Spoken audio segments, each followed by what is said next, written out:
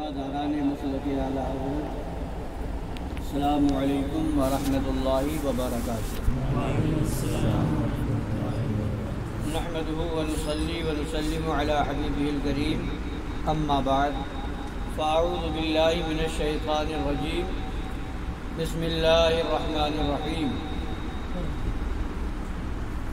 ان اللہ اشترى من المؤمنین انفسهم واموالهم بان لهم الجنہ، صدق اللہ مولانا العظیم وبلغنا رسوله النبی الامین الحبیب الکریم، ونحن على ذلك لمن الشاہدین والشاکرین والحمد للہ رب العالمین۔ سنی من علیہ اللہ اکبر میزنم، دم زبو بکر عمر عثمان حیدر میزنم، قادری یمن علیہ یا غوث اعظم میزنم، دم ز شیخ احمد رضا خاں قطب عالم میزنم، رضوی یمن علیہ یا اعلی حضرت میزنم، دم ز شیخ حشمت علی خاں فرد عالم میزنم۔ آئیے ہم اور آپ مل کر اپنے آقا مولا حضور احمد مجتبی جناب محمد رسول اللہ ارواحنا فدا صلی اللہ تعالی علیہ وعلی آلہ وسلم کی بارگاہ عرش پناہ میں درود پاک کا نذران محبت پیش کریں۔ اللہم صلی علی سیدنا و نبینا و شفیعنا و حبیبنا و مولانا محمد معدن الجود والکرم و آلہ الکرام و ابنہ الکریم و امتہ الکریمہ و بارک وسلم۔ سونا جنگل رات اندھیری چھائی بدلی کالی ہے، سونے والو جاگتے رہیو چوروں کی رکھوالی، آنکھ سے کاجل صاف چرا لیں یا وہ چور بلا کے ہیں۔ ایسے چور ہیں آنکھ سے کاجل چرا لے جائے، صاف چرا لے جائے، آنکھ سے کاجل صاف چرا لیں یا وہ چور بلا کے ہیں، تیری گٹھری تاکی ہے اور تو نے نیند نکالی ہے، تیری گٹھری تاکی ہے اور تو نے نیند نکالی ہے۔ تو جگاتے رہے اعلیٰ حضرت، سونے والوں جاگتے رہیے، جاگتے رہیے، چوروں کی رکھوالی ہے۔ اور جگاتے رہے مگر ساتھ دینے والے، حق کا ساتھ دینے والے ہر دور میں کم رہے۔ تو فرمایا ساتھی ساتھی کہے کہ پکاروں، ساتھی ہو تو جواب آئے، ساتھی ساتھی کہہ کے پکاروں، ساتھی ہو تو جواب آئے، پھر جھنجلا کر سر دے پٹکوں، چل رے مولا والی ہے، سبحان اللہ، پھر جھنجلا کر سر دے پٹکوں، چل رے مولا والی ہے۔ بھروسہ جو ہے مولا پر ہے، اپنے آقا پر ہے۔ اب جب وہ والی ہے، جب وہ مددگار ہے، جب وہ حمایت کرنے والے ہیں، جب وہ ہماری مدد فرمانے والے ہیں، تو پھر کسی اور کا ساتھ لینے کی کیا ضرورت ہے؟ پھر جھنجھلا کے یہ نہیں فرمایا کہ جب ساتھی کوئی نہیں تو ساتھ چھوڑ دو، کام کرنا ہی چھوڑ دو، لوگوں کو بتانا ہی چھوڑ دو، نہیں، فرمایا جب ساتھی نہ ملے پھر بھی اکیلے لگے رہو۔ اور کس کے بھروسے پر؟ اس کے ادھر ادھر کے بھروسے پر نہیں، امام مولوی مفتی پیر قاضی کے بھروسے پر نہیں، بلکہ فرمایا پھیر دیجئے پنجے دیوے لڑی، پھیر دیجئے پنجے دیوے لڑی، مصطفیٰ کے بل پہ طاقت کی، مصطفیٰ کے بل پہ طاقت کی۔ وقت کم ہے اور یہ محفل شریف ہے، سرکار ہمارا مشن بھی یہی ہے کہ سرکار اعلیٰ کا پیغام جہاں تک پہنچا دیا جائے۔ تو آج حالات کے پیش نظر فتاوی رضویہ شریف سے کچھ باتیں آپ کو سنانا چاہتا ہوں۔ سبحان اللہ، یعنی یہ سمجھیے کہ آپ فتاوی رضویہ شریف کے درس کی محفل میں بیٹھے۔ سبحان اللہ۔ ایک سوال آیا سرکار اعلیٰ حضرت کی بارگاہ میں 1321 ہجری میں، آج سے تقریباً 120 سال پہلے، جب اس وقت ترکی حکومت کا معاملہ چل رہا تھا، خلافت عثمانیہ کا معاملہ چل رہا تھا، وہاں ان پر بڑا سخت وقت آیا ہوا تھا۔ تو اس وقت پوچھا گیا کہ اس وقت ہمیں کیا کرنا چاہیے، ترکوں کی مدد ہم کیسے کر سکتے ہیں۔ تو اس زمانے کی باتیں جو ہیں وہ آپ اس زمانے میں دیکھیں تو سمجھ میں آئے گا کہ اعلیٰ حضرت اس زمانے میں بھی ہماری رہنمائی فرما رہے ہیں۔ جواب دیتے دیتے آگے فرماتے ہیں، حضور سیدنا سید عالم صلی اللہ علیہ وسلم فرماتے ہیں، لا تزال طائفة من امتی ظاہرین علی الحق لا يضرهم من خذلهم ولا من خالفهم حتى يأتي امر الله وهم على ذلك غالبا.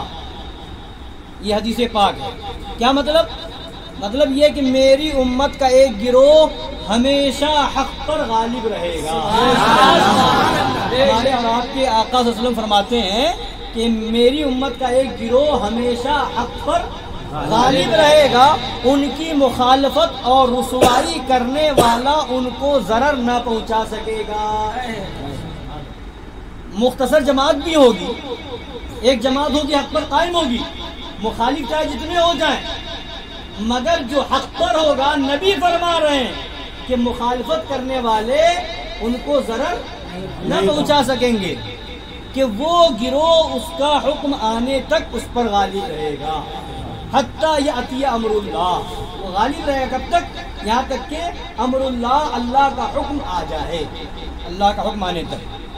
اب فرماتے ہیں سرکار اعلیٰ رضی اللہ تعالیٰ یہاں حدیث شریف میں فرمایا نا حتیٰ یأتی امر اللہ, اللہ کا حکم آنے, اللہ کا امر آنے. تو فرماتے ہیں یہاں امر اللہ وہ وعدہ صادقہ ہے. حتیٰ یأتی امر اللہ میں حدیث پاک کے اندر جو امر اللہ فرمایا تو وہ کون سا وعدہ ہے؟ فرمایا وہ وعدہ صادقہ ہے جس میں سلطان شہید ہوں گے اور روئے زمین پر اسلامی سلطنت کا نام نہ رہے گا. اللہ نے فرمایا وہ وقت آئے گا کہ سلطان شہید ہو جائیں گے, اسلامی بادشاہ, اور اسلامی سلطنت کا نام بھی روئے زمین پر نہ رہے گا. تمام دنیا میں نصارہ کی سلطنت ہوگی, تمام دنیا میں نصارہ کی سلطنت ہوگی.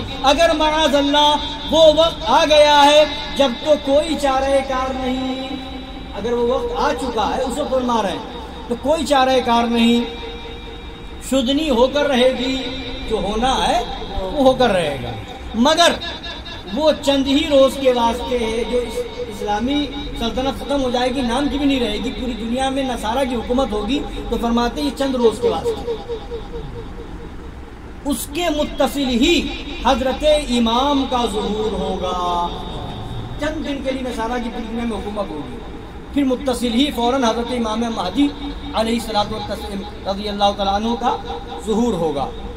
پھر سیدنا روح اللہ عیسیٰ مسیح علیہ الصلوۃ والسلام نزول اجلال فرمائیں گے اور کفر تمام دنیا سے کافور ہوگا. کفر پوری دنیا سے ختم ہو جائے گا. تمام روئے زمین پر ملت ایک ملت اسلامی ہوگی, اور مذہب ایک مذہب اہل سنت.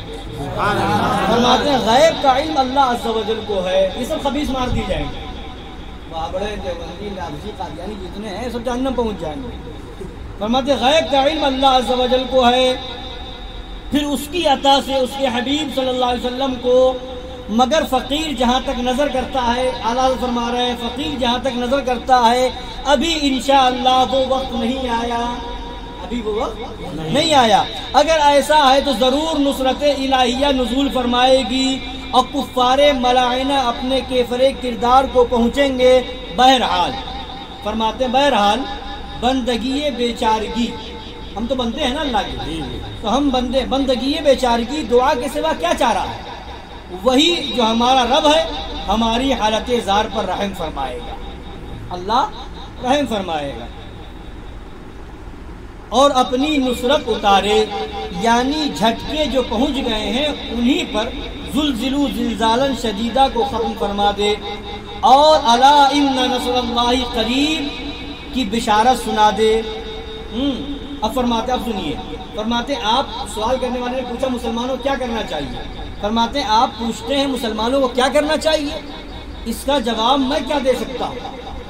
اللہ عز و جل نے تو مسلمانوں کے جان و مال جنت کے عوض خریدے ہیں. ان اللہ اشترى من المؤمنین انفسهم واموالهم بان لهم الجنہ. آیت کریمہ, بے شک اللہ نے مسلمانوں کے جان و مال خرید لیے ہیں اس بدلے پر کہ ان کے لیے جنت ہے. یہ اللہ تبارک نے فرمایا. اور فرماتے ہیں اللہ نے مومنوں کے جان کو بھی اور مال کو بھی جنت کے بدلے میں خرید لیا. جنت کے بدلے میں خرید لیا۔ اب فرماتے ہیں مگر ہم ہیں کہ مبی دینے سے انکار اور سمن کے خواستگار، مال دینا نہیں چاہتے اور پیسہ لینا چاہتے ہیں۔ بھائی جب پیسہ کم ملے گا، جب ہم کچھ مال دیں گے نا، خرید و فروخت کا طریقہ ہے، ہم کچھ مال دیں گے تو سامنے ہمیں پیسہ ملے گا، سمن ملے گا۔ اور ہمارا حال کیا ہے کہ ہم مبی نہیں دینا چاہتے، سامان دینا نہیں چاہتے، اور چاہتے ہیں کہ پیمنٹ مل جائے، پیسہ آ جائے۔ تو فرماتے ہیں ہندی مسلمانوں میں یہ طاقت کہاں کہ وطن و مال، اہل و عیال چھوڑ کر ہزاروں کوس دور جائیں اور میدان جنگ میں مسلمانوں کا ساتھ دیں، مگر مال تو دے سکتے ہیں، اس کی حالت بھی سب آنکھوں دیکھ رہے ہیں۔ وہاں مسلمانوں پر یہ کچھ گزر رہی ہے، ترکستان میں اس وقت کا معاملہ ہے، یہاں وہی جلسے، وہی رنگ، وہی تھیٹر، وہی امنگ، وہی تماشے، وہی بازیاں، وہی غفلتیں، وہی فضول خرچیاں، یہاں وہی ہے، کچھ فرق نہیں پڑا۔ اور ابھی دیکھ لیجئے لاک ڈاؤن آیا، کتنا بڑا ایک خدا کی بارگاہ سے ایک جھنجھوڑنے والا قہر تھا، خدا کی طرف سے ایک عذاب تھا کہ سنبھل جاؤ، مگر اس کے بعد بھی حکم الہی سنایا جا رہا ہے، حکم نبی پاک صلی اللہ علیہ وسلم سنایا جا رہا ہے کہ نبی نے فرمایا ہے وہابیوں، دیوبندیوں، رافضیوں، قادیانیوں، چکرالویوں کے ساتھ نہ کھاؤ، نہ پیو، نہ اٹھو، نہ بیٹھو، ان کا ساتھ نہ دو، ان کے مصافحہ نہ کرو۔ یہ سب حدیث پاک میں اللہ کے نبی صلی اللہ علیہ وسلم نے حکم دیا ہے، مگر کسی میں کوئی تبدیلی دکھی، کوئی فرق آیا نہیں، وہی امنگ، وہی ڈھنگ۔ فرماتے ہیں سرکار اعلیٰ ایک بات کی بھی کمی نہیں۔ فرماتے ہیں اس زمانے میں ابھی ایک شخص نے ایک دنیاوی خوشی کے نام سے 50,000 دیے، ایک عورت نے ایک چینو چنا جرگہ کو 50,000 دیے، ایک رئیس نے ایک کالج کو 1.5 لاکھ دیے، اور یونیورسٹی کے لیے جو 30 لاکھ سے زائد جمع ہو گیا ایک رات میں ہمارے اس مفلس شہر سے، بریلی شریف سے، اس کے لیے 26,000 کا چندہ ہوا۔ بمبئی میں ایک کم درجے کے شخص نے صرف ایک کوٹھڑی 26,000 روپے کو خریدی، فقط اس لیے کہ اس کے وسیع مکان سکونت سے ملحق تھی، جسے میں بھی دیکھ آیا ہوں۔ اور مظلوم اسلام کی مدد کے لیے جو کچھ جوش دکھائے جا رہے ہیں، یہ یونیورسٹی کا نام آئے تو پیسے نکل رہے ہیں، کالج کے نام پر پیسے نکل رہے ہیں، اور یہ بنائیں گے، وہ کریں گے، اس کے لیے پیسے نکل رہے ہیں، اپنے بچوں کو ڈاکٹر بنائیں گے، اس کے لیے پیسے نکل رہے ہیں، آفیسر بنائیں گے، پیسے نکل رہے ہیں، مگر دینی کام کے لیے جوش تو خوب دکھائیں گے، جلوس تو خوب نکالیں گے، احتجاج تو خوب کریں گے، مگر جب بات آ جائے میدان میں کام کرنے کی کہ کتابیں چھپنی ہے اہل سنت کے عقائد کو بتانے کے لیے، وہابیہ کے گندے عقائد سے لوگوں کو آگاہ کرنے کے لیے، یا اس کے لیے محفل کا انعقاد ہوگا، تو لوگ اس کے لیے دائیں بائیں دیکھتے ہیں۔ تو فرماتے ہیں اسلام، مظلوم اسلام کی مدد کے لیے جو کچھ جوش دکھائے جا رہے ہیں، آسمان سے بھی اونچے، جوش آسمان سے بھی اونچے۔ ابھی معاملہ ہوا اس خبیث وسیم رضوی نام کا، کتنا جوش دکھایا جا رہا ہے، مل جائے قتل کر دیں گے، اس کو پھانسی کی سزا دے دو، یہ کر دو، وہ کر دو۔ جوش کتنا؟ فرما رہے جوش ایسا ہے کہ آسمان سے بھی اونچے، اور جو اصلی کارروائی ہو رہی ہے زمین کی تہ میں ہے، جو ہونا وہاں اس نے کھل کر کے گستاخی کی اور آیت کریمہ کو نکالنے کی بات کی، تو میدان میں اتر پڑے، اور بغل میں وہابی رہتا ہے اس کے ساتھ کھا رہے ہیں، بغل میں دیوبندی رہتا ہے اس کو شادی میں بلا بھی رہے۔ درود پاک پڑھ لیجیے۔ سیدنا و نبینا محمد بن عبد المکرم وآلہ الکرام وابنہ الکریم وامتہ الکریمۃ وبارک وسلم۔ تو فرمایا کہ جو جوش دکھائے جا رہے ہیں وہ آسمان سے بھی اونچے، اور جو اصلی کارروائی ہو رہی زمین کی تہ میں، زمین کی تہ میں، کہ جو یہاں جوش اتنا، اس نے کھل کر کے وہ بات کی۔ رافضیوں کا، شیعوں کا تو عقیدہ ہی یہی ہے معاذ اللہ، کہ قرآن ناقص ہے معاذ اللہ۔ کچھ رافضیوں کا عقیدہ یہ ہے کہ اس میں احتمال ہے کہ کمی بیشی ہو گئی ہوگی۔ کچھ رافضیوں نے الزام لگایا حضرت ابوبکر صدیق، فاروق اعظم، سرکار عثمان غنی پر کہ انہوں نے کبھی پیشی کر کے قرآن شریف میں معاذ اللہ رب العالمین. تو ان رافضیوں کا، شیعوں کا تو عقیدہ دھرم یہی ہے، ان کا سب سے بڑا کفر یہی ہے، ان کے عقیدے کی بنیاد اسی پر ہے. تو جو ان کے عقیدے میں وہی وسیم رضوی نے کھل کر کے بیان کر دیا، اسی کا اس نے مطالبہ کر دیا، تو وہ تو سارے رافضیوں کا ہے. تو ایک وسیم رضوی کے لیے احتجاج کرو، جلوس نکالو، اور دوسرے رافضی کے بیٹھ کے کھاؤ. یہ کون سا جوش اسلام ہے؟ بائیکاٹ ہو رافضیوں کا، بائیکاٹ ہو دیوبندیوں کا. ایک صرف پیپر میں چھپنے کے لیے نہیں، جلوس نکالنے کے لیے نہیں، ایک دن کے لیے نہیں، پوری زندگی کے لیے بائیکاٹ کرو. نہ ہم اپنی شادی میں بلائیں گے، نہ خطنے کی محفل میں بلائیں گے، نہ گھر کی محفل میں بلائیں گے، نہ مصافحہ کریں گے، نہ معانقہ کریں گے. تب سمجھ میں آئے گا تمہارا جوش اسلامی سچا جوش اسلامی ہے. نعرہ تکبیر، نعرہ رسالت، جشن عید میلاد النبی، عشق محبت، عشق محبت. سنیت کا کام کریں گے، سنیت کا کام کریں گے. خلیفہ شیر ہندوستان. فرماتے ہیں کہ جوش دکھائے جا رہے ہیں آسمان سے بھی اونچے ہیں، اور جو اصلی کارروائی ہو رہی ہے زمین کی تہہ میں ہے. پھر کس بات کی امید کی جائے؟ پھر کیا کی امید؟ اور فرماتے ہیں بڑی ہمدردی یہ نکالی، بڑی ہمدردی یہ نکالی ہے کہ یورپ کے مال کا بائیکاٹ ہو. ابھی سے پہلے بھی میٹر آیا تھا، تو وہ جو پرچے چھپ رہے ہیں، ہوڈنگیں لگ رہی ہیں، فلیکسیاں چھپ رہی ہیں، کیا پیپسی نہیں پئیں گے، کوکا کولا نہیں پئیں گے، ہاں، اور اس کے علاوہ یہاں کے مال کا بائیکاٹ، وہاں کے مال کا بائیکاٹ. فرماتے ہیں یہ بہت بڑی ہمدردی نکالی ہے کہ یورپ کے مال کا. اس زمانے میں یہ سب ہو رہا تھا، یہ سب مکر و فریب ہے، سچا معاملہ دل سے ہوتا ہے. ہاں، فرماتے ہیں کہ بڑی ہمدردی یہ نکالی کہ یورپ کے مال کا بائیکاٹ ہو. فرماتے ہیں اعلیٰ سرکار کہ میں اسے پسند نہیں کرتا، میں اسے پسند نہیں، ہرگز مسلمانوں کے حق میں کچھ نافع نہیں پاتا.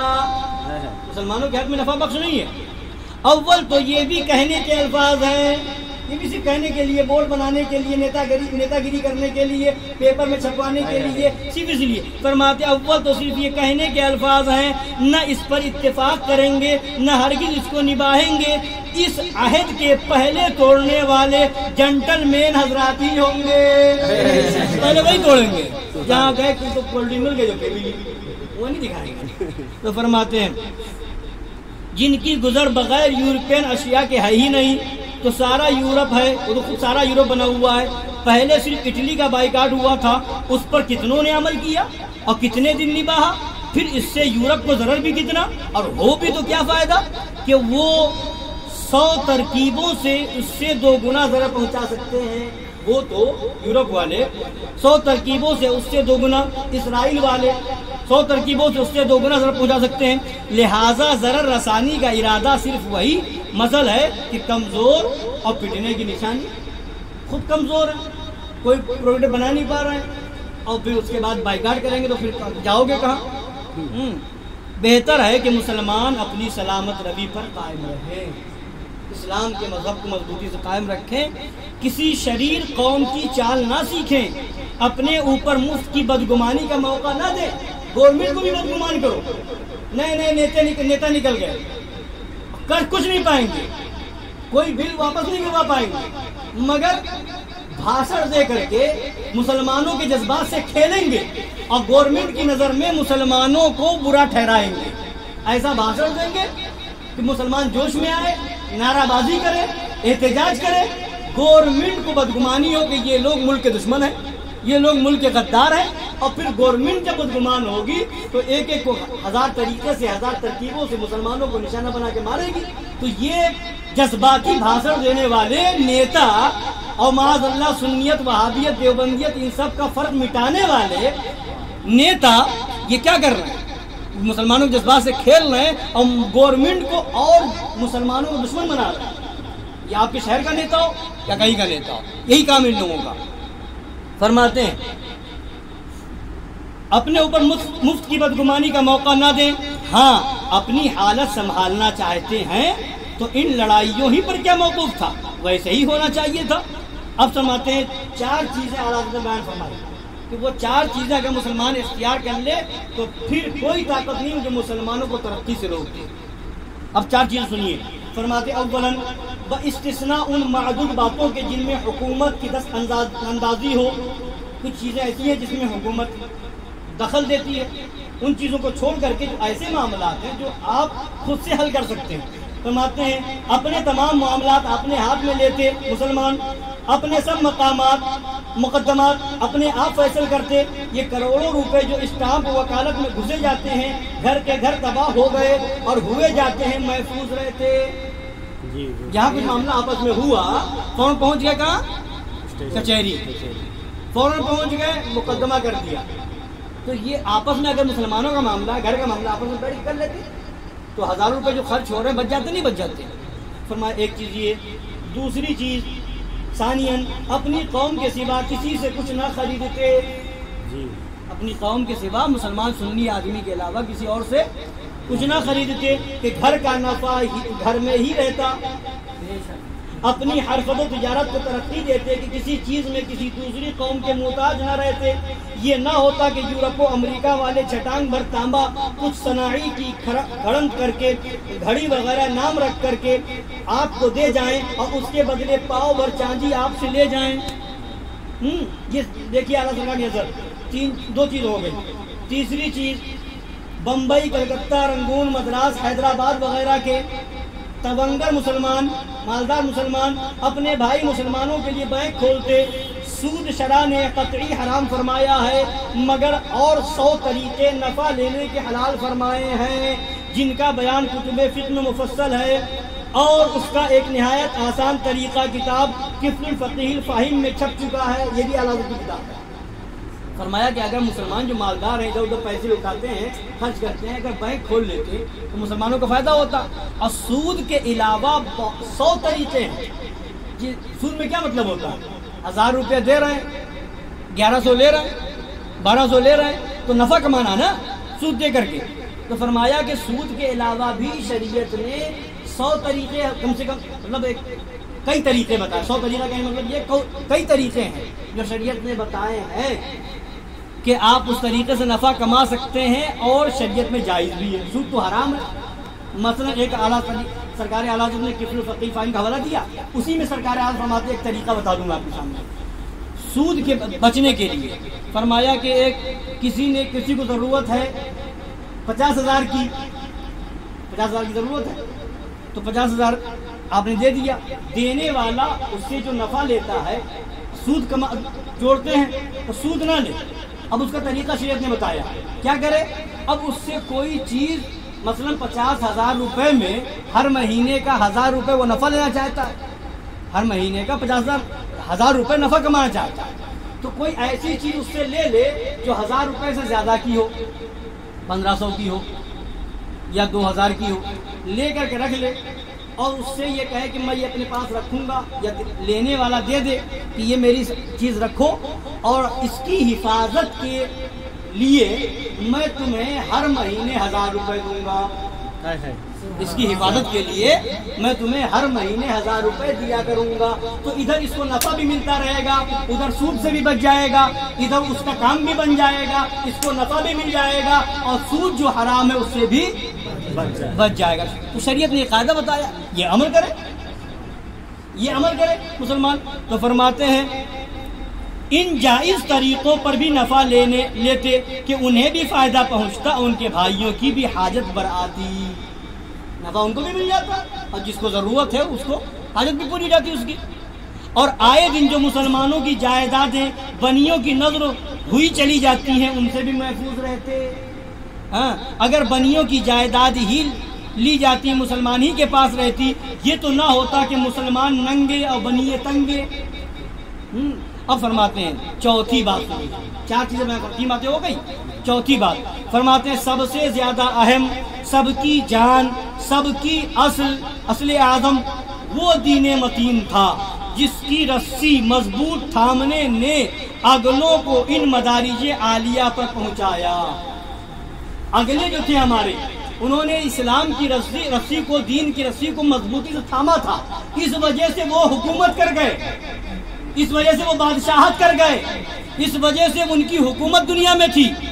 اور ہم نے آج دین کو کنارے کر دیا، دین کو دوسرا درجہ دے دیا ہے، دنیا کو پہلا درجہ دے دیا ہے، دنیا کی فکر پہلے ہے۔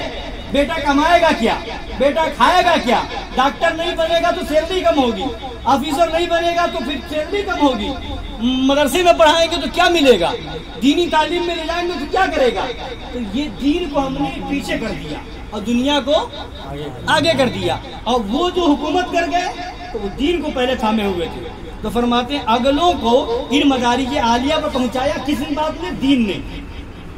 چار دانگے عالم میں ان کی ہیبت کا سکہ بٹھایا، نانے شبینہ کے محتاجوں کو بلند تاجوں کا مالک بنایا، اور اسی کے چھوڑنے نے، دین کو چھوڑ دینے نے پچھلوں کو یوں چاہے ذلت میں گرایا۔ آج کے دور میں جو ہو رہا ہے، مسلمان ذلیل ہو رہا ہے، یہ دین سے دوری کی بنیاد پر۔ اب تاریخ دیکھیں، کسی بھی بادشاہ کی تاریخ اٹھا کے دیکھیں، کوئی سرکار خواجہ قطب الدین کی بختیار کاکی کی بارگاہ کا بھکاری ہے، تو کوئی جو ہے محبوب الہی کی بارگاہ میں حاضری دینے والا ہے، تو کوئی جو ہے سرکار غریب نواز کی بارگاہ میں جھولی پھیلائے ہوئے ہیں۔ بادشاہوں کی تاریخ آپ دیکھیں تو کسی نہ کسی ولی سے جڑا ہوا نظر آتا ہے، تب وہ اس بلندی پر تھے۔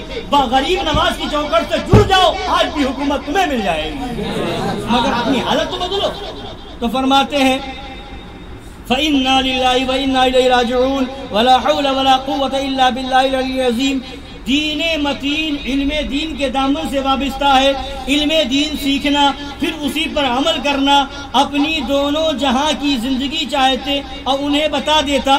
فرماتے اندھو جسے ترقی سمجھ رہے ہو سخت تنزل ہے۔ آج ذہن بدل چکا، ترقی کسی اور کا نام ہو گیا ہے۔ فرماتے جسے ترقی سمجھتے ہو، سمجھ رہے ہو سخت تنزل ہے، جسے عزت جانتے ہو اشد ذلت ہے۔ اب سنیے، فرماتے ہیں اگر مسلمان اگر یہ چار باتیں اختیار کریں تو انشاءاللہ العزیز آج کی حالت سمجھ جاتی ہے۔ یہ چار باتیں مان لیں، آج کی حالت سمجھ جاتی ہے۔ آپ فرماتے ہیں، اب آپ سنیے، سوال کرنے والے سے فرما رہے ہیں آپ کے سوال کا جواب تو یہ ہے، مگر یہ تو فرمائیے کہ سوال و جواب سے حاصل کیا، جب کوئی اس پر عمل کرنے والا نہ ہو۔ اب فرماتے اب اس پر تبصرہ بھی فرما رہے ہیں کہ یہ چاروں باتیں جو ہیں میں نے بتائی ہیں، اس پر مسلمانوں کا عمل کتنا ہوگا وہ دیکھیے۔ فرماتے ہیں عمل کی حالت ملاحظہ ہو۔ اول پہلی چیز جو بیان فرمائی سرکار اعلیٰ حضرت نے وہ کیا تھی؟ مقدمات وغیرہ کے معاملات اپنے خود فیصلے گھر میں بیٹھ کر کے کریں۔ تو فرماتے ہیں اول کی حالت کیا ہے؟ اول پر یہ عمل ہے کہ گھر کے فیصلے میں اپنے دعوے سے کچھ بھی کمی ہو تو منظور نہیں۔ اگر دو بھائیوں میں اختلاف ہو گیا، بڑے ابو آئے یا گھر محلے کے یا پڑوس کے کوئی بڑے آدمی آئے فیصلہ کرنے کے لیے کہ چلو اتنا تم لے لو اتنا تم لے لو اور معاملہ رفع دفع کر دو، خوشی خوشی رہو، تو نہیں، جتنا ہمارا ہے، جتنا یہ ہے، جتنا دعویٰ ہے اس سے تھوڑا سا کم پہ منظور نہیں ہوں گے۔ یہ مسلمانوں کی حالت، فرماتے منظور نہیں۔ اور کچہری جا کر اگرچہ گھر کی بھی جائے، ٹھنڈے دل سے پسند، گرا گرا بھر زمین پر طرفین سے 2,000 بگڑ جاتے ہیں، کیا آپ ان حالتوں کو بدل سکتے ہیں؟ فرماتے ہیں ان حالتوں کو بدل سکتے ہیں مسلمان؟ فَهَلْ أَنْتُمْ مُنْتَهُونَ، کیا تم باز آؤ گے؟ دوسری بات تجارت وغیرہ کی جو فرمائی کہ گھر کا نفع گھر میں رہے، خریدے تو مسلمان سے خریدے۔ فرماتے دوسری کی کیفیت یہ ہے کہ اول تو خاندانی لوگ حرفت و تجارت کو عیب سمجھتے ہیں، جو زمیندار لوگ رہ چکے ہیں کسی زمانے میں، اب نہیں ہے، یا تقسیم ہو گیا خاندان میں، اب وہ لوگ تجارت کرنے کو عیب سمجھتے ہیں۔ ارے ہم جائیں گے تجارت کرنے کے لیے، ہم تو نواب کے خاندان کے ہیں، ہم جائیں گے یہ کام کرنے کے لیے، ہم ملازمت کریں گے، ہمارے آبا و اجداد تو دیکھو نواب تھے۔ تو فرماتے ہیں یہ ایسے لوگ جو عیب سمجھتے ہیں، اور ذلت کی نوکریاں کرنے، ٹھوکریں کھانے، حرام کام کرنے، حرام مال کھانے کو فخر و عزت، تجارت کرنے کو ذلت سمجھتے ہیں اور اس کو عزت سمجھتے ہیں۔ اور جو تجارت کرے بھی تو خریدار کو اتنا حس نہیں، اتنا احساس نہیں، خریدنے والے مسلمان کو احساس نہیں کہ اپنی قوم سے خریدیں، اگرچہ پیسہ زائد صحیح کہ نفع ہے تو اپنے بھائی کا ہے۔ اہل یورپ کو دیکھا ہے کہ دیسی مال اگرچہ ولایتی کی مثل اور اس سے ارزاں بھی ہو مگر ہرگز نہ لیں گے اور ولایتی گراں خرید لیں گے۔ ادھر بیچنے والوں کی یہ حالت کہ ہندو آنا روپے نفع لے، ایک آنا نفع لے، مسلمان صاحب 54 سے کم پر راضی نہیں، اس زمانے کو بتا رہے ہیں. اور پھر لطف یہ کہ مال بھی اس سے ہلکا بلکہ خراب. مسلمانوں کیسے ہوتا ہے تجارت میں. اب اعلیٰ سرکار نے اصول بتایا ہے. ہندو تجارت کے اصول جانتا ہے کہ جتنا تھوڑا نفع رکھے اتنا ہی زیادہ ملتا ہے. اور مسلمان صاحب چاہتے ہیں کہ سارا نفع ایک ہی خریدار سے وصول کر لیں. ناچار خریدنے والے مجبور ہو کر ہندو سے خریدتے ہیں, غیر مسلم سے خریدتے ہیں. کیا تم یہ عادتیں چھوڑ سکتے ہو؟ نہ بیچنے خریدنے والوں کو بھی ارے وہ مسلمان ہے وہ مہنگا دے گا اس کے وہاں چلو وہ سستا دے دیتا ہے. اور بیچنے والا بھی یہی کرتا ہے جتنا نفع ہے ایک ہی سے لے لو. تو جتنا کم آپ نفع کمائیں گے لوگ زیادہ آپ کے پاس آئیں گے. یہ اعلیٰ نے اصول بتایا. اور کتنے عمل کر رہے ہیں؟ فرماتے فعل انتم منتہون, کیا تم باز آؤ گے؟ اس کو چھوڑ سکتے ہو؟ تیسری بات جو بینک وغیرہ کی بتائی تھی سرکار اعلیٰ نے, سوم کی حالت یہ ہے کہ اکثر عمرا پیسے والے مالدار لوگ اپنے ناجائز عیش سے کام ہے, ناجائز عیش و آرام میں پڑے ہیں. ناچ رنگ وغیرہ بے حیائی یا بےہودگی کے کاموں میں ہزاروں لاکھوں اڑا دیں. وہ ناموری ہے, ریاست ہے. پیسہ آیا تو ناچ بھی کرا رہے ہیں, ڈرامے بھی کرا رہے ہیں, مشاعرے کرا رہے ہیں, یہ کرا رہے ہیں, وہ کرا رہے ہیں, شادی کرائیں گے, اتنا لمبا خرچہ کریں گے تاکہ ناموری ہو, شہرت ہو. اور مرتے بھائی کی جان بچانے کو ایک خفیف رقم دینا ناگوار ہے نا. یہ پوزیشن مسلمانوں کی. اور فرماتے ہیں جنہوں نے بنیوں سے سیکھ کر لین دین شروع کیا وہ جائز نفع کی طرف توجہ کیوں کریں؟ یہ جو بنیے دیتے ہیں سود کے پیسے وغیرہ, تو کچھ مسلمانوں سیکھ بھی لیا تو یہ بھی نہیں معلوم کرنے جاتے کوئی جائز طریقہ بھی ہے کمانے کا اس میں. نہیں, وہی نفع حاصل کرنے کے لیے سود لین دین کرتے ہیں, توجہ نہیں کرتے. فرماتے دین سے کیا کام, اللہ اور رسول کے احکام سے کیا غرض. اب سنیے, ختنہ نے انہیں مسلمان کیا اور گائے کے گوشت میں مسلمانی قائم رکھی. ختنہ کر لیا مسلمان ہو گئے, گائے کا گوشت کھا رہے مسلمان ہیں. معاذ اللہ رب العالمین. اس سے زائد کیا ضرورت ہے؟ نہ انہیں مرنا ہے, نہ اللہ واحد قہار کے حضور جانا ہے, نہ اعمال کا حساب دینا ہے. انا للہ و انا الیہ راجعون. یہ حالت ہے, آخرت کی فکر ہی نہیں. پھر سود بھی لیں تو بنیا اگر 12 آنے مانگے یہ 1.5 2 سے کم پر راضی نہیں ہوں گے. ناچار حاجت مند بندیوں کے ہتھے چڑھتے ہیں اور جائیدادیں ان کی نظر کر بیٹھتے ہیں. یہ ہو گئی. اور چوتھی بات بتائی تھی کون سی؟ سب سے بڑھ کر, سب سے اعظم, سب سے اصل, سب کی بنیاد, وہ کیا تھی؟ دین اسلام پر سنیت کو مضبوطی سے تھامنا. تو فرماتے ہیں چہارم کا حال ناگفتہ بھی ہے کہ انٹر پاس کو رزاق مطلق سمجھا, بی اے کر لیا, ایم اے کر لیا تو سمجھا بس یہ رزق مل گیا, رزاق یہی ہے. معاذ اللہ رب العالمین. اور ارے عالم بنائیں گے, حافظ بنائیں گے, دین کے لائن میں رکھیں گے, ارے کیا کمائے گا؟ مطلب معاذ اللہ دنیاوی ڈگری کو خدا سمجھ لیا. معاذ اللہ. وہاں نوکری میں عمر کی شرط, پاس کی شرط, پھر پڑھائی وہ مفید کہ عمر بھر کام نہ ہے. انٹر کر لو, بی اے کر لو, پی اے کر لو, کچھ بھی کر لو, تو بتاؤ کیا یہ دین کے کام آنے کوئی چیز ہے؟ عمر بھر ایسی گما دی. فرماتے ہیں کہ عمر بھر کام نہ آئے, مفید کہ عمر بھر کام نہ آئے, نہ اس کی نوکری میں اس کی حاجت پڑے. اپنی ابتدائی عمر, ابتدا کی جو بچپنے کی کا زمانہ ہے وہی تعلیم کا زمانہ ہے, ابتدائی عمر کے وہی تعلیم کا زمانہ ہے. یوں گواہی انٹر کے چکر میں, بی اے کے چکر میں, ایم اے کے چکر میں, اور دین سے دور رہے. اب فرماتے ہیں اب پاس ہونے میں جھگڑا ہے. اس زمانے میں میٹر تھا, اب پاس ہونے میں جھگڑا ہے. 3 بار فیل ہوتے ہیں اور پھر لپٹے چلے جاتے ہیں, اور قسمت کی خوبی کے مسلمان ہی اکثر فیل کیے جاتے ہیں. یہی ہوتا ہے نا. پھر تقدیر سے پاس بھی مل گیا تو اب نوکری کا پتہ نہیں, اور ملی بھی تو سری ذلت کی, پٹری صاف کرنے کی, گیٹ کیپر کی, چپراسی کی, یہ سب نوکریاں اکثر مل جاتی ہے معاذ اللہ مسلمانوں کو. ذلت کی, اور رفتہ رفتہ دنیاوی عزت کی بھی پائی. اگر دنیاوی عزت والی بھی پائی تھوڑا بڑے عہدے پر, تو ایسی کہ عند الشرع 1000 ذلت, شریعت کی نظر میں 1000 ذلت. کہیے پھر علم دین سیکھنے اور دین حاصل کرنے اور نیک و بد میں تمیز کرنے کا کون سا وقت آئے گا؟ کون سا وقت آئے گا جب آپ سمجھ پائیں وہابیوں کا حکم کیا ہے؟ وہ کون سا وقت آئے گا جب سمجھ پائیں گے دیوبندیوں کا حکم کیا ہے, کیا شریعت حکم لگاتی ہے؟ لا جرم نتیجہ یہ ہوتا ہے کہ دین کو مضحکہ سمجھتے ہیں. پڑھ لیے, یونیورسٹی سے پڑھ کے آ گئے, کالج سے پڑھ کے آ گئے, اب کیا, ارے یہ ملا, ارے وہی پرانی بات میں بیٹھے, اس کے ساتھ نہ بیٹھو, اس کے ساتھ نہ بیٹھو, دنیا کہاں سے کہاں چلی گئی, یہ اسی میں پڑے ہوئے, مذاق بناتے ہیں. یہ حالت ہوتی ہے. دین کو مضحکہ سمجھتے ہیں, اپنے باپ دادا کو جنگلی, وحشی, بے تمیز, گنوار, نالائق, بےہودہ, احمق, بے خرد جانتے ہیں. باپ کو بھی بیوقوف سمجھتے ہیں. اگر دین کی بات بتائے تو بیوقوف, اگر شریعت کی بات بتائے تو ناسمجھ, احمق, معاذ اللہ. بفرض غلط اگر یہ ترقی بھی ہوئی تو نہ ہونے سے کروڑ درجے بدتر ہوئی, نہ ہونے سے کروڑ درجے بدتر ہوئی. کیا تم علم دین کی برکتیں ترک کرو گے؟ فہل انتم منتہون, تو کیا تم باز آؤ گے؟ تو فرماتے ہیں یہ وجوہ ہیں, یہ اسباب ہیں مسلمانوں کی جو آج حالت ہے. مرض کا علاج چاہنا اور سبب کا قائم رکھنا حماقت نہیں تو کیا ہے؟ مرض کا علاج بھی چاہیے اور جو وجہ ہے اس کو دور بھی نہیں کرنا ہے. سردی ہے, سردی ختم بھی کرنا چاہتے ہیں اور کولڈ ڈرنک بھی چل رہی ہے, ٹھنڈا پانی چاہیے. تو فرماتے ہیں مرض کا علاج چاہنا اور سبب کا قائم رکھنا حماقت نہیں تو کیا ہے؟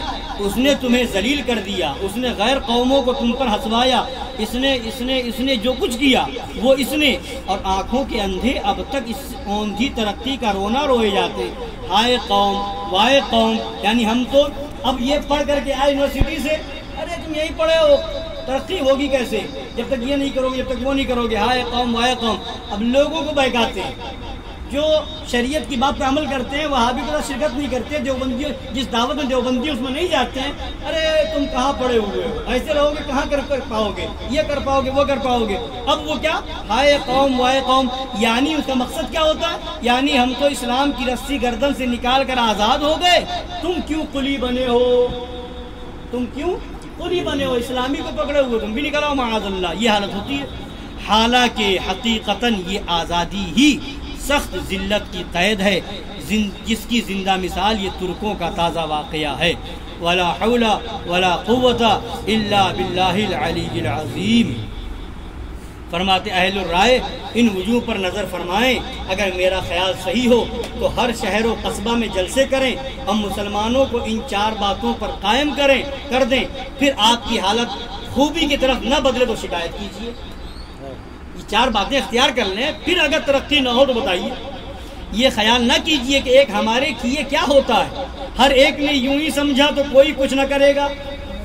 ہر کوئی یہی سمجھے میرے کرنے سے کیا ہوگا, میں ایک بچ جاؤں گا وہاں بھی اسے کیا ہو جائے گا, سب کو کھا رہے ہیں, معاذ اللہ رب العالمین. تو فرماتے ہیں اگر ہر ایک نے یوں ہی سمجھا تو کوئی کچھ نہ کرے گا, بلکہ ہر شخص یہی تصور کرے کہ مجھے کو کرنا ہے. ہر شخص یہ وعدہ, یہ عہد کر لے کہ مجھے ہر حال میں وہابی سے بچنا ہے, ہر حال میں دیوبندی سے بچنا ہے, ہر حال میں ایسی دعوت سے بچنا جس میں دیوبندی ہو, وہابی ہو. تو فرماتے ہیں ہر کوئی یہ تہیہ کر لے, یہ ارادہ کر لے کہ یہ کام مجھے کو کرنا ہے, یوں انشاءاللہ تعالی سب کر لیں گے. چند جگہ جاری تو کیجئے, پھر خربوزہ کو دیکھ کر خربوزہ رنگ پکڑتا ہے. خدا نے چاہا تو عام بھی ہو جائے گا. اس وقت آپ کو اس کی برکات نظر آئیں گی. وہی آیہ کریمہ کی ابتدائے سخن میں تلاوت ہوئی, ان اللہ لا یغیر ما بقوم حتی یغیروا ما بانفسہم.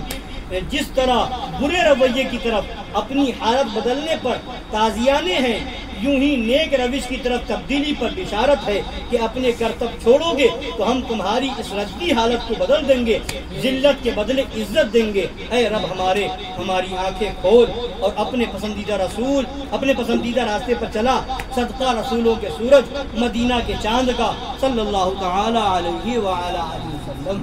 تو ان 4 باتیں بتائی اعلیٰ حضرت سرکار نے. مسلمان ترقی اگر کرنا چاہے 4 باتیں اختیار کریں, اور ان میں سب سے پہلی چیز, سب سے بنیادی چیز اور سب کی اصل اعظم جس کو بتایا وہ کیا ہے؟ شریعت کا دامن مضبوطی سے تھامنا. سچے طریقے سے شریعت جس چیز سے روکے اسے رکے, جس سے منع فرمائے اسے باز رہے, اور جس کی اجازت دے وہ کرے. تو سب سے بڑھ کر کے دین میں ایمان و عقیدہ, اور ایمان و عقیدے کو بچانا ہے تو نبی نے فرمایا ایاکم و ایاہم لا یضلونکم ولا یفتنونکم، اپنے آپ کو بد مذہبوں سے دور کر لو اور بد مذہبوں کو اپنے سے دور کر دو، کہیں وہ تمہیں گمراہ نہ کر دے، کہیں وہ تمہیں فتنے میں نہ ڈال دے۔ تو سب سے پہلی بنیاد جو ایمان و عقیدہ ہے، اگر یہ بچ گیا، اگر ایمان بچا، عمل میں خرابی بھی اگر ہوئی، عمل میں کمی بھی اگر ہوئی، ایمان اگر پختہ ہے، اگر وہابیوں سے، دیوبندیوں سے، رافضیوں سے، یہ ایک دن کے لیے وسیم رضوی کے خلاف نہیں، صرف جلوس نکالنے کے لیے نہیں کہ کھل کر کے کہہ دو بغاوت پہ آ جائے، جن خبیثوں نے نبی کو اپنی طرح لکھا، جن خبیثوں نے نبی کے علم کو جانوروں، بچوں، پاگلوں کی طرح لکھا، جن خبیثوں نے انبیاء کرام سے پڑھنے کی بات کی کہ امتی عمل میں نبی سے پڑھ سکتا ہے معاذ اللہ، جن وہابیوں دیوبندیوں نے نبی کو مر کر مٹی میں ملنے والا لکھا، جن وہابیوں دیوبندیوں نے شیطان کے علم کو نبی کے علم سے زیادہ لکھا معاذ اللہ، کیا ان خبیثوں کا بائیکاٹ نہیں ہوگا؟ کیا ان سے دوری نہیں اختیار کی جائے گی؟ ایک کوئی اگر بکواس کرے کھل کر کے پوری دنیا میں احتجاج کیا جائے۔ آج جو دیکھیں یہ ایسے ہی گندے عقیدے والے نیٹ پہ موجود ہے، تاریخ ذلیل ہو یا تاریخ مسعود ہو یا اس طرح کے اور مولوی ہیں، یہ خباثتیں نہیں کرتے یا ان کا گندا عقیدہ نہیں ہے، مگر مسلمانوں کا حال یہ سنی کہلاتے ہیں، مگر ان خبیثوں کی تقریریں سنتے ہیں، ان کے بیان سنتے ہیں، کیا ان سے نفرت نہیں کریں گے؟ اس خبیث تاریخ ذلیل پاکستانی جو تاریخ جمیل کہتا اپنے آپ کو، اس مردود نے حضرت یوسف علیہ السلام کی کتنی سخت توہین کی ہے، معاذ اللہ معاذ اللہ، حضرت یوسف علیہ السلام کی توہین کی اور کہا کہ معاذ اللہ ان کو سزا دی گئی، گدھے پہ سوار کرایا گیا، معاذ اللہ معاذ اللہ، اس خبیث نے حضرت یوسف کی توہین کی، لوگ پھر بھی کچھ نہیں، تقریر سن رہے ہیں۔ اسی طریقے سے اور بھی مردود اس قسم کے ہیں، ان کا گندا عقیدہ ہے، مگر لوگ کہتے بڑی اچھی باتیں بتاتا ہے۔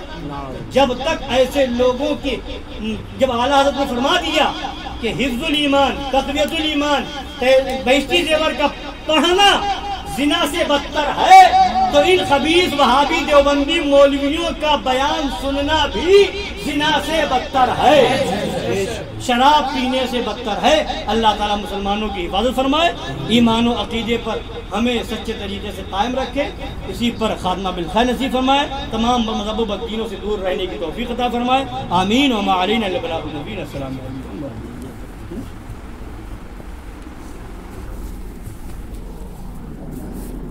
کعبے کے بدر و دجا تم پہ کروڑوں درود، طیبہ کے شمس و ضحیٰ تم پہ کروڑوں درود، اور کوئی غیب کیا تم سے نہاں ہو بلا، اور کوئی غیب کیا تم سے نہاں ہو بلا، جب نہ خدا ہی چھپا تم پہ کروڑوں درود، جب نہ خدا ہی چھپا تم پہ کروڑوں درود، تم ہو شفائے مرض خلق خدا خود غرض، تم ہو شفائے مرض خلق خدا خود غرض، خلق کی حاجت بھی کیا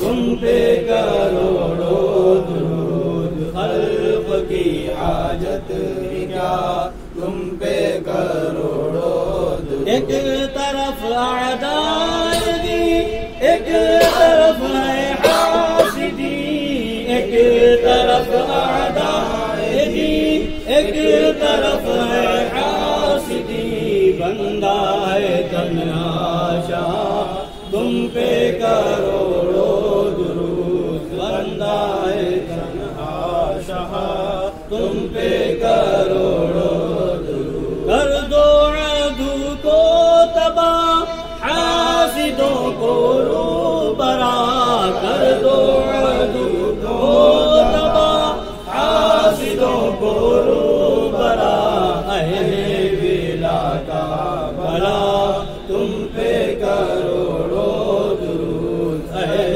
ولا کا بھلا تم پہ کروڑوں درود، کام وہ لے لیجئے تم کو جو راضی کرے، کام وہ لے لیجئے تم کو جو راضی کرے، ٹھیک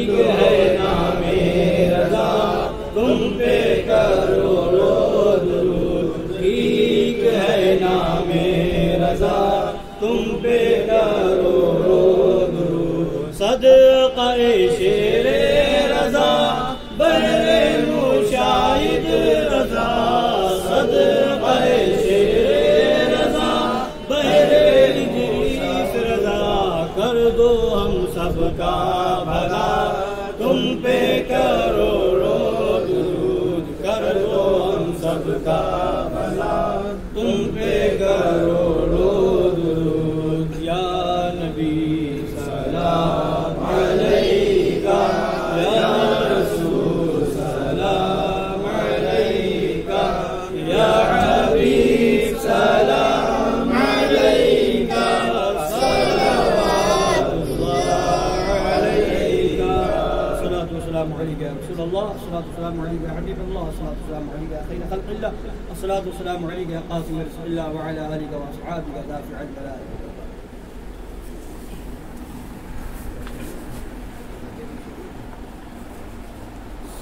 صلی اللہ علیہ نبی الامی وآلہ صلی اللہ علیہ وسلم السلام علیکم یا رسول اللہ صلی اللہ علیہ وسلم مولا تبارک تعالیٰ پروردگار عالم اس محفل پاک کو قبول فرما لے مولا تبارک تعالیٰ اس محفل پاک کے ادب و احترام میں بیٹھنے اٹھنے میں بولنے میں پڑھنے میں سننے میں کسی قسم کی کوئی لفظ غلطی خطا عمدن خطا صاحبا لفظ معنا کسی طور پر ہو گئی تو مولا ہم سب تیری بارگاہ میں توبہ کرتے ہیں استغفر اللہ ربی من کل ذنب واتوب الیہ مولا ہماری غلطیوں کو خطاؤں کو معاف فرما دے مولا اس محفل پاک کو قبول فرما لے مولا ہم سب کی تمام حاضرین کی اور جو کسی وجہ سے نہ آ سکے ان سب کی مولا بال بال مغفرت فرما دے مولا ہم سب کو دین و دنیا کی برکتوں سے مالا مال فرما دین و دنیا کی بے شمار برکتوں فرحتوں مسرتوں خوشیوں سے مالا مال فرما مولا جو بیمار ہوں قرض دار ہوں جو بیمار ہوں مولا شفائے کلی عطا فرما جو قرض دار و بار قرض رشی عطا فرما دے جو باروزگار ان کی روزی میں دن 11ویں رات 12ویں ترقی عطا فرما مولا ہم سب تمام سنی مسلمانوں کو حاسدین کے حسد سے ظالموں کے ظلم سے بدنظروں کی بدنظری سے ساحرین کے سحر سے شریروں کے شر سے شیاطین کے مکر و قید و فریب و شر سے مولا بچنے کی توفیق رفیق عطا فرما ان سب سے ہم سب کی حفاظت فرما تمام وہابیوں دیوبندیوں رافضیوں قادیانیوں چکرالویوں صلح کلیوں کے مکر و قید و فریب و شر سے بچا ان کے فتنوں سے بچا ان سے دور رہنے کی توفیق عطا فرما انہیں اپنے سے دور رکھنے کی توفیق عطا فرما استقامت علی الحق عطا فرما تسلط الدین عطا فرما حضور پیر و مرشد حضور شیر ہندوستان حضور معصوم ملت حضور ناصر ملت کو صحت و تندرستی عطا فرما ان حضرات کا سایہ کرم و مقربہ اہل سنت کے سروں پر تادیر قائم دائم رہے مولا کرم فرما رحم فرما فضل فرما مولا ہم میں جو جن کے والدین باحیات ہیں ان کی والدین کو مولا عمر طویل عطا فرما ایمان و سنت مسلک اعلیٰ حضرت کے ساتھ مولا عمر طویل عطا فرما اور جو دنیا سے چلے گئے جن کے والدین ان کی بال بال مغفرت فرما مولا تبارک تعالیٰ پروردگار عالم اپنی رحیم کریم صدقہ عطا فرما کرم فرما رحم فرما فضل فرما وصلی اللہ تعالی علی خیر خلقی وعلی آلہ واصحابہ اجمعین جب دم واپسی ہو یا اللہ ہم سب کے لب پہ ہو لا الہ الا اللہ سیدنا محمد رسول اللہ صلی اللہ علیہ وسلم